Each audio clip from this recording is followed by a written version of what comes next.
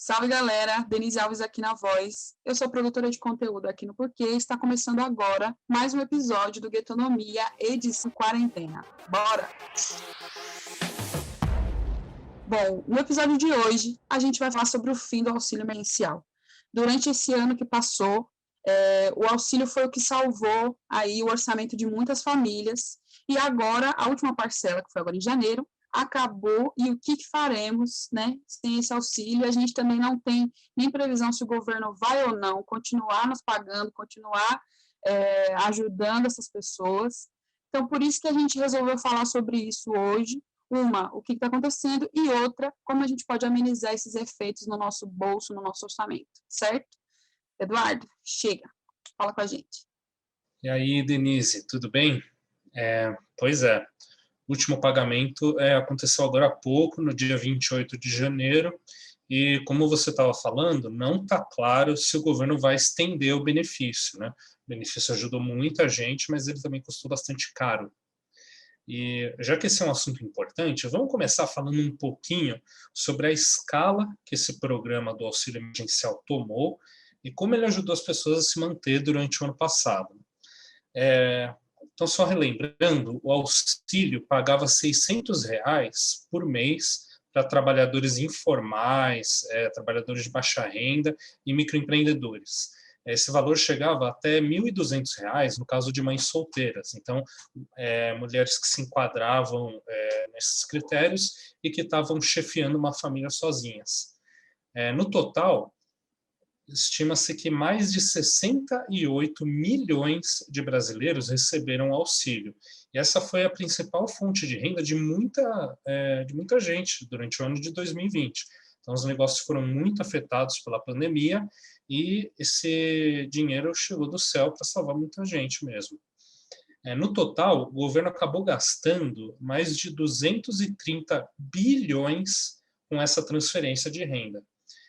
Só para colocar as coisas em perspectiva, vamos comparar isso daí com o programa de transferência de renda que era mais famoso no Brasil até aquele momento, que é o Bolsa Família. Esse número aí significa que o auxílio emergencial custou 8 vezes mais do que o Bolsa Família e acabou atingindo cerca de 5 vezes mais pessoas do que o Bolsa Família estava atingindo lá em 2019. Então, é fácil a gente entender como esse programa foi importante, né? Como que ele ajudou muita gente a se manter durante a pandemia. E agora que ele acabou, quase 13 milhões de pessoas no Brasil caíram abaixo da linha de extrema pobreza agora em janeiro de 2021. Então, só contando o primeiro mês do ano. Essa linha da extrema pobreza é definida hoje em dia como uma renda per capita, ou seja, por pessoa, abaixo de R$ 246 por mês. Então, o fim do auxílio está sendo realmente catastrófico para muita gente. É isso aí, gente. O programa do auxílio emergencial foi super importante enquanto ele durou. A gente aqui no Porquê entende que muitas famílias dependeram de verdade dessa grana, mas a gente acha que também existe uma galera que ainda consegue aguentar as pontas um pouquinho, com um pouco de educação financeira. Então, a ideia, inclusive, desse episódio é que o nosso amigo Eduardo possa passar algumas dicas para que a gente possa entender melhor no que a gente está gastando demais o nosso dinheiro e como que a gente pode fazer para ele durar um pouquinho mais até o final do mês. Então, chega. Beleza, Rafa. Então, a principal dica que a gente tem aqui para deixar para as pessoas que estão assistindo a gente é uma técnica que a gente ensina aqui no Porquê para controlar as nossas despesas, né? Para tentar aguentar a barra dessa pandemia que não vai embora. A gente, então, vai ensinar os nossos espectadores a montar o que a gente chama de orçamento familiar. Orçamento familiar é como o próprio nome fala, você anotar tudo que a sua família gasta por mês. A gente vai separar esses gastos em duas categorias aqui. A gente vai ter primeiro aquele que a gente chama de gastos fixos. Então, são os gastos como aluguel, supermercado, conta de luz, conta de água, conta de gás, a mensalidade da escola das crianças, o transporte, por aí vai. Isso daí a gente chama de gasto fixo porque a gente sabe que vai ter esse gasto mês a mês. não é nenhuma surpresa quando ele chega, né? Então, mês a mês, a gente precisa pagar aluguel.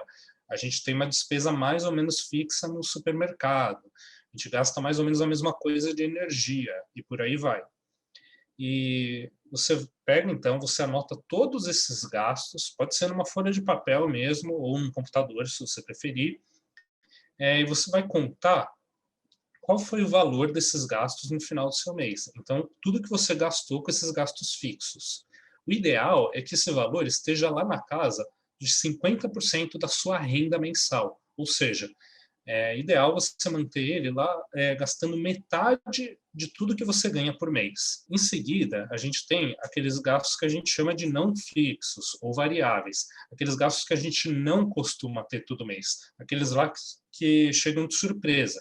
Então, é o gasto com o mecânico do carro, porque naquele mês ele deu problema, com o encanador, com o eletricista, com alguma consulta médica, com uma coisa que a gente não costuma fazer muito agora, que é sair com os amigos, e todas essas coisas que a gente não são fixos de um mês para o outro.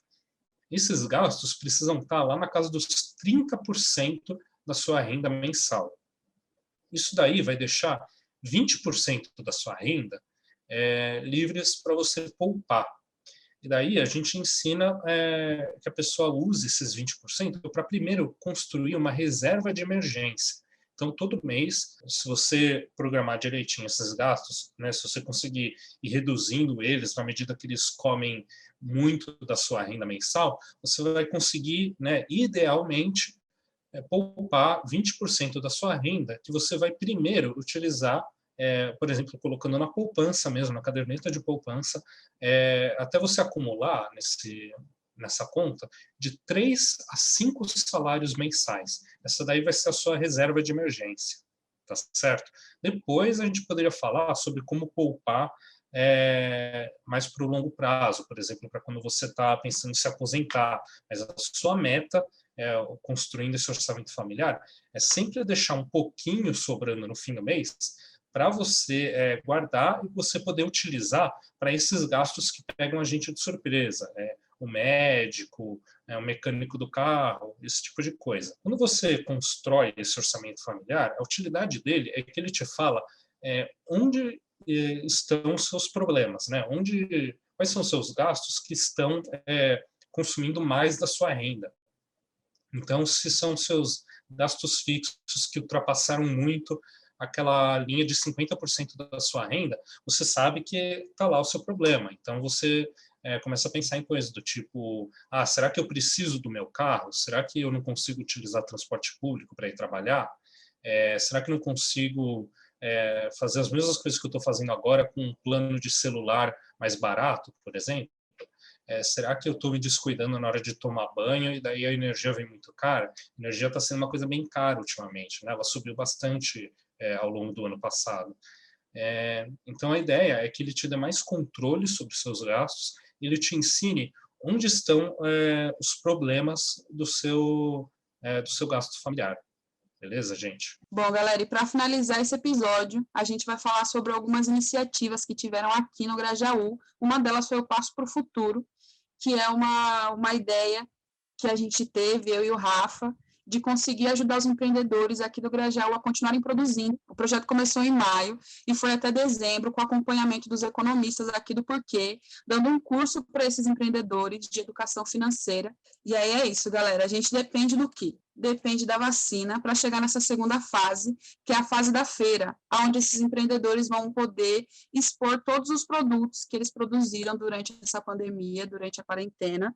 E você que quer nos ajudar, você que gostou desse projeto, que quer conhecer mais um pouco, a gente vai deixar aqui embaixo, na descrição desse vídeo, um link onde você pode conhecer um pouco mais do projeto e também nos ajudar nessa empreitada, beleza? É isso aí, Denise. O Projeto Passo para o Futuro foi realmente uma iniciativa que fortaleceu demais, pelo menos uma parte dos empreendedores aqui do nosso território. E, além disso, também continua rolando, desde abril do ano passado, a iniciativa Alimenta Grajaú, que já distribuiu mais de 12 mil refeições em 10 comunidades aqui do distrito do Grajaú. e que agora, com o fim do auxílio emergencial, se tornou ainda mais relevante para que a gente possa continuar assistindo essas famílias que estão em situação de vulnerabilidade. Então, se você tem a possibilidade de fazer qualquer doação e de fortalecer com essa causa, a gente vai estar deixando uma chave Pix também aqui no link do nosso vídeo, que você pode acessar e conseguir fazer a sua doação. Para você conhecer um pouco mais sobre a iniciativa Alimenta Grajaú, acesse o Instagram, aloha_marmitex. Lá vai ter uma aba de destaques, que você vai conseguir ver um pouco de tudo que já foi feito e onde estão acontecendo as próximas entregas, beleza? Uma outra dica que eu acho que é super importante de deixar aqui nesse programa, para a gente poder fechar também, que é uma coisa que eu tenho feito junto com a minha esposa, é da gente conseguir pensar quais são as contas que geram mais juros, sabe? Então, essas contas que geram mais juros são as que acabam virando bola de neve e, no fim das contas, a gente acaba não conseguindo pagar nem essas e nem as que ficaram para trás. Então, sempre procurar se atentar quais são as contas que geram mais juros para que elas possam ser pagas de maneira prioritária, certo? Esse foi um pouco do nosso rejunte. Denise, chega no resumo aqui.